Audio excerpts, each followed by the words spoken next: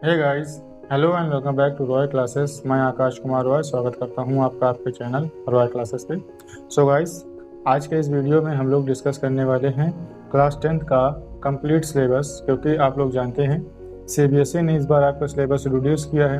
अब अगर आपका सिलेबस रिड्यूस किया गया है तो इसमें से कुछ क्वेश्चंस हैं जो इस बार आपके टॉपिक में नहीं आने वाले हैं। तो आपको ये जानना ज़रूरी है कि कौन से ऐसे क्वेश्चंस हैं जो इस बार आपके टॉपिक में नहीं हैं और कौन से ऐसे क्वेश्चंस हैं जो इस बार आपके टॉपिक में हैं, यानी किन्हें आपको पढ़ना है और किन्हें आपको नहीं पढ़ना है। तो चलिए स्टार्ट करते हैं और बात करते हैं कि आपके सीबीएसई ने आपके लिए क्या क्या रखा है इस बार आपके इस बुक में।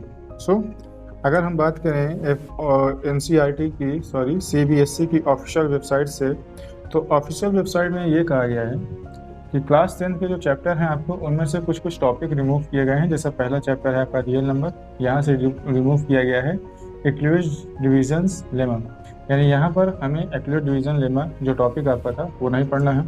तो हम अगर बुक में बात करें कि एक्यूरेट डिवीजन लेमा नहीं पढ़ना है तो हमें क्या क्या नहीं पढ़ना है, कौन कौन से ऐसे क्वेश्चन हैं जो हमें नहीं पढ़ने। तो अब आपका जो टॉपिक है एक्यूरेट डिवीजन लेमा ये रिमूव कर दिया गया है। तो अब ये टॉपिक रिमूव हुआ है तो इसका मतलब ये है कि इस टॉपिक से रिलेटेड एक भी क्वेश्चन इस बार आपके सिलेबस में नहीं है। तो जब आपके क्वेश्चन सिलेबस में नहीं है तो हमें ये भी जानना जरूरी है कि एक्सरसाइज में कौन कौन से क्वेश्चन हैं जो सिलेबस में नहीं है।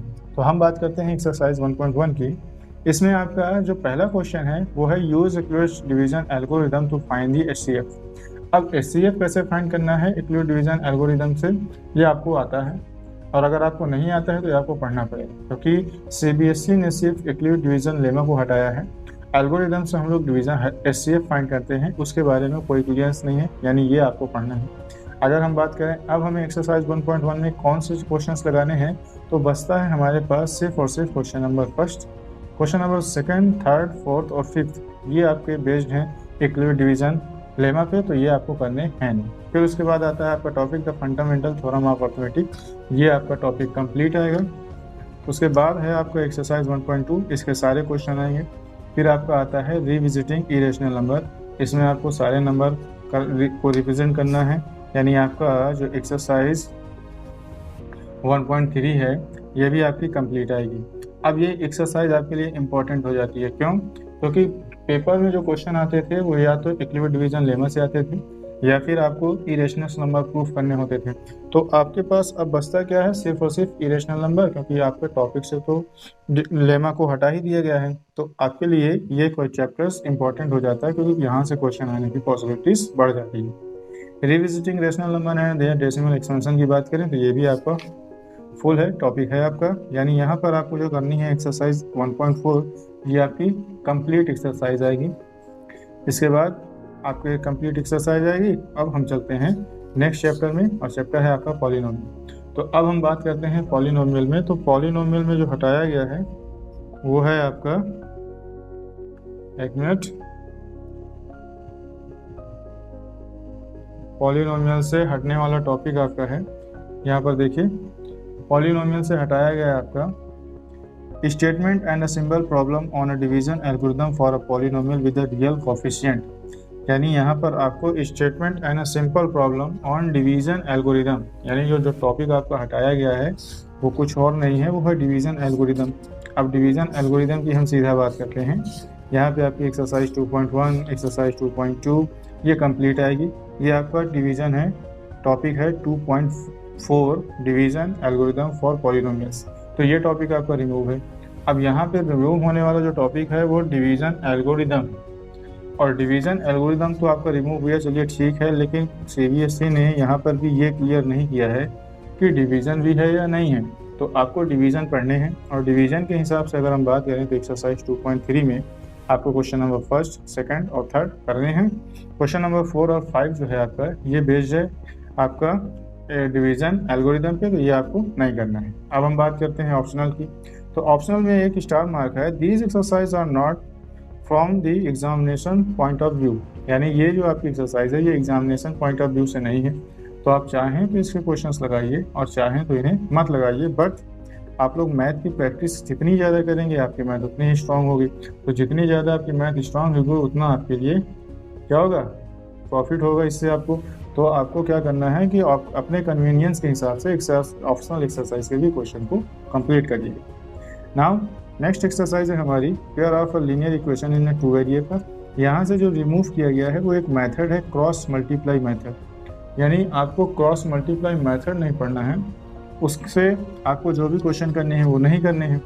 लेकिन आप अगर आपने पढ़ा है या अगर आप आगे फ्यूचर में इस चैप्टर को पढ़ेंगे तो एक बात आपके लिए अभी से मैं क्लियर कर रहा हूँ कि एक ही क्वेश्चन को, जैसे ये आपके दो लीनियर पेयर इक्वेशन हैं, इन दोनों को आप आपके तीनों method, substitution method, elimination method और क्रॉस मल्टीप्लाई मेथड, तीनों मेथड से आप सॉल्व कर सकते हैं।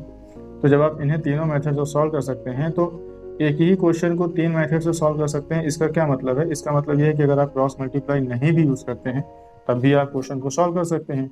तो आपका सिर्फ और सिर्फ मेथड हटाया गया है, इससे कोई भी क्वेश्चन इस टॉपिक से नहीं हटाया गया। तो आपके एक्सरसाइज 3.4 में, सॉरी चैप्टर 3 में वर्ड के क्वेश्चन के हिसाब से कुछ भी नहीं हटाया गया है और ऑप्शनल भी आपको करना ही है ताकि आप और प्रिपेयर हो सकें। अब हम बात करते हैं हमारे नेक्स्ट चैप्टर की, और नेक्स्ट चैप्टर है क्वाड्रेटिक इक्वेशन। क्वाड्रेटिक इक्वेशन में जो हटाया गया है वो है situation problems based on equation reducible to quadratic equation. यहाँ पर आपकी जितनी भी वर्ड बेस्ड प्रॉब्लम है वो सारी हटा दी गई हैं, क्योंकि वो सारी सिचुएशन बेस्ड हैं और सिचुएशन बेस्ड प्रॉब्लम आपकी हटा दी गई है। तो अब अगर हम क्वेश्चन बाय क्वेश्चन बात करें तो एक्सरसाइज 4.1 में आपका क्वेश्चन नंबर 2 नहीं आने वाला। क्वेश्चन नंबर 2 में 4 पार्ट हैं, तो ये चारों नहीं आने वाले क्योंकि चारों वर्ड बेस्ड प्रॉब्लम है। उसके बाद आगे एक्सरसाइज में अगर हम बढ़ें तो एक्सरसाइज 4.1 में भी आपका क्वेश्चन नंबर 1 ही आएगा। 2, 3, 4, 5 और 6 ये भी आपके नहीं आएंगे इस बार। आगे हम बात करते हैं इसके आगे, तो हमारा एक फॉर्मूला होता है क्वाड्रेटिक फार्मूला। क्वाड्रेटिक फार्मूला आपका ये टॉपिक में है, आपको इसे पढ़ना है, इससे सॉल्यूशन भी करने हैं इसके क्वेश्चन के। और इसके बाद आपका एक्सरसाइज 4.3 में आपके क्वेश्चन नंबर 4, 5, 6, 7, 8, 9, 10 एंड 11 ये सारे क्वेश्चन आपके आने वाले हैं नहीं। क्वेश्चन नंबर 3 तक ही आपका आएगा। फिर आपकी बात करते हैं नेचर ऑफ फ्रूट्स की, तो ये आपके टॉपिक में है, आपको नेचर ऑफ फ्रूट्स बताने हैं। इसका मतलब ये है कि आपको एक्सरसाइज 4.4 में क्वेश्चन नंबर 1 और 2 करना है, 3, 4 और 5 ये भी आपको नहीं करने। चलिए अब आते हैं अर्थमेटिक प्रोग्रेशन पे, और अर्थमेटिक प्रोग्रेशन पे आपका जो क्वेश्चन हटाया गया है, जो टॉपिक हटाया गया है वो है application in solving daily life problems based on sum of nth term. यानी यहाँ पर आपको सिर्फ और सिर्फ SN वाले क्वेश्चन हटाए गए हैं, वो भी जो कि बेस्ड हैं वर्ड प्रॉब्लम पे। तो आपकी ये सारी एक्सरसाइज इधर की करनी है। यहाँ पे हम आते हैं अपने टॉपिक पे, पेज नंबर 106 5.4। यहाँ पर है sum of first n term of n AP। ये आपका रिमूव किया गया है, लेकिन इसमें जो रिमूव की गई हैं वो सारी वर्ड बेस्ड प्रॉब्लम है, वर्ड बेस्ड। और जो आपके डायरेक्ट क्वेश्चन जो पूछे जाएंगे nth टर्म का सम, वो क्वेश्चन है सिर्फ और सिर्फ वर्ड बेस्ड प्रॉब्लम आपकी नहीं आएंगी। तो देखते हैं कौन कौन सी प्रॉब्लम है आपकी। इसे हम बात करते हैं एक्सरसाइज 5.3 में। तो 5.3 में आपके क्वेश्चन नंबर 14 तक सारे क्वेश्चन आएंगे। उसके बाद के 15, 16, 17 और 18 आगे है 19 और 20। ये क्वेश्चन आपके टॉपिक में नहीं है। ऑप्शनल एक्सरसाइज की बात करें तो अगेन आप कर सकते हैं। फिर हम आते हैं चैप्टर 6 में, और चैप्टर 6 की अगर हम बात करें तो यहाँ पर सिर्फ आपसे क्या कह रहा है, proof of the following theorems are deleted. यहाँ पे 2 थ्योरम्स हैं जिनका प्रूफ डिलीट किया गया है। अब बात करते हैं, यहाँ पे देखिए इसकी और PDF में, यानी NCERT की जो PDF है वहाँ से ये लिखा गया है कि proof of the following theorems are deleted, यानी थ्योरम का प्रूफ डिलीटेड है। अब यहाँ पे ये बात मेंशन नहीं की गई है कि इस थ्योरम का यूज़ भी डिलीटेड है या नहीं। तो हम बात पहले तो करते हैं कि कौन सी थ्योरम है जो डिलीटेड है। तो हम आते हैं लास्ट में, हमारी जो थ्योरम है वो है पेज नंबर 141 में आपकी है। ये थ्योरम जो है ये रिलेटेड है areas of a similar triangle से। ये थ्योरम का प्रूफ रिमूव कर दिया गया है। थ्योरम की स्टेटमेंट क्या है, the ratio of the areas of 2 similar triangles is equal to the square of the ratios of their corresponding side. ये आपका रिमूव कर दिया गया है। अब ये थ्योरम रिमूव कर दी गई है, इसका प्रूफ आपसे क्वेश्चन आपके एग्जाम में नहीं पूछा जाएगा, लेकिन इससे रिलेटेड क्वेश्चन पूछे जाएंगे या नहीं पूछे जाएंगे इसके बारे में कोई भी क्लियर क्लियरेंस नहीं है। इसी तरीके आपकी नेक्स्ट है एक थ्योरम है, वो है थ्योरम 6.9 पेज नंबर 146। इसमें है आपका थ्योरम 6.9 और ये थ्योरम जो है ये है कन्वर्स ऑफ पाइथागोरस थ्योरम, यानी ये पाइथागोरस का कन्वर्जन है। और ये थ्योरम भी आपकी प्रूफ नहीं की जाएगी, इसका भी प्रूफ आपके सिलेबस में नहीं है। अब हम आते हैं, बाकी क्वेश्चन आपको सारे करने हैं इस चैप्टर में। नाउ अब हम मूव करते हैं हमारी नेक्स्ट एक्सरसाइज जो है कोऑर्डिनेट ज्योमेट्री। अब कोऑर्डिनेट ज्योमेट्री को आपने लास्ट ईयर क्लास 9th में पढ़ा है, इसका इंट्रोडक्शन आपने देखा है। यहाँ पर जो टॉपिक रिमूव किया गया है कोऑर्डिनेट ज्योमेट्री से वो है आपका, सीधे हम टॉपिक पे आते हैं जो रिमूव किया गया है, वीडियो को ज़्यादा लंबा नहीं करते हैं। यहाँ पे रिमूव होने वाला आपका जो टॉपिक है वो है, एक minute, area of triangle. Area of triangle को फाइंड करने के तरीका है, जो फार्मूला हम यूज़ करते हैं उसे आपके टॉपिक से हटा दिया गया है, यानी आपको एरिया ऑफ ट्रायंगल नहीं फाइंड करना है इस बार के लिए, आपके सिलेबस में ये नहीं है। तो ये क्वेश्चन कौन कौन से हैं? क्वेश्चन है आपका एक्सरसाइज 7.3 में फर्स्ट, थर्ड, फोर्थ और फिफ्थ। अब ये सेकंड क्वेश्चन जो आपका है इसके कई लगाने के कई तरीके हैं, तो इसको आप ये मत समझिएगा कि ये आपका एक ट्रायंगल बेस्ड क्वेश्चन है, ट्रायंगल के एरिया बेस्ड क्वेश्चन है, तो इसे आप हटा सकते हैं। इसको लगाने का दूसरा भी तरीका है, तो इसलिए आप इसको अपनी तरफ से इग्नोर मत करिए, आप लोग प्रैक्टिस कर लीजिए। हो सकता हो ना आ ही जाए पेपर में, तो आप क्या करेंगे, तो आपकी अगर प्रैक्टिस रहेगी तो आपका अच्छा रहेगा। एक्सरसाइज 7.4 ऑप्शनल है, आपके ऊपर है। आगे बढ़ते हैं हम लोग चैप्टर 8 में, इंट्रोडक्शन टू ट्रिग्नोमेट्री। अब जैसे कि इस चैप्टर का नाम है इंट्रोडक्शन टू ट्रिग्नोमेट्री, वैसा ही इसका काम भी है। इंट्रोडक्शन इसलिए कहा गया है क्योंकि क्लास 10th में जो आपकी ट्रिग्नोमेट्री है, यहीं से आपकी ट्रिग्नोमेट्री का बेस बनेगा। और ये ट्रिग्नोमेट्री अगर आप नहीं पढ़ते हैं तो आप हायर स्टडीज़ में जो ट्रिग्नोमेट्री आएगी वो भी नहीं कर पाएंगे। तो आपको यहाँ पर से ज़्यादा कुछ हटाया नहीं गया है, क्योंकि ये फाउंडेशन है।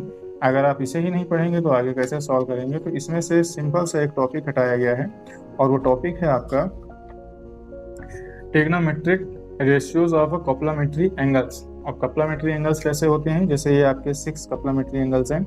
Sign 90 - a is equal to cos A, tan 90 - a is equal to cot A, sec 90 - a is equal to cosec A. ऐसे ही 3a हैं, cos 90 - a is equal to sine A, cot 90 - a is equal to tan A, and cosec 90 - a is equal to 6 A. ये तो 6 trigonometry ratios हैं, इन्हीं का use करके आपको आगे क्वेश्चन करने थे, और ये आपका इस बार रिमूव कर दिया गया है। तो इससे बनने वाली एक्सरसाइज 8.3 आपकी कंप्लीट रिड्यूस कर दी गई है, ये आपको नहीं करनी है। उसके बाद आगे आपका ट्रिग्नोमेट्री आइडेंटिटीज आता है, तो ये आपको पढ़ना है। नेक्स्ट एक्सरसाइज है हमारी 8.4। 8.4 में आपका एक क्वेश्चन है, क्वेश्चन नंबर 3। इसके दोनों ही पार्ट जो है ये कॉम्प्लीमेंट्री एंगल से लगेंगे, तो ये आपके सिलेबस में नहीं है।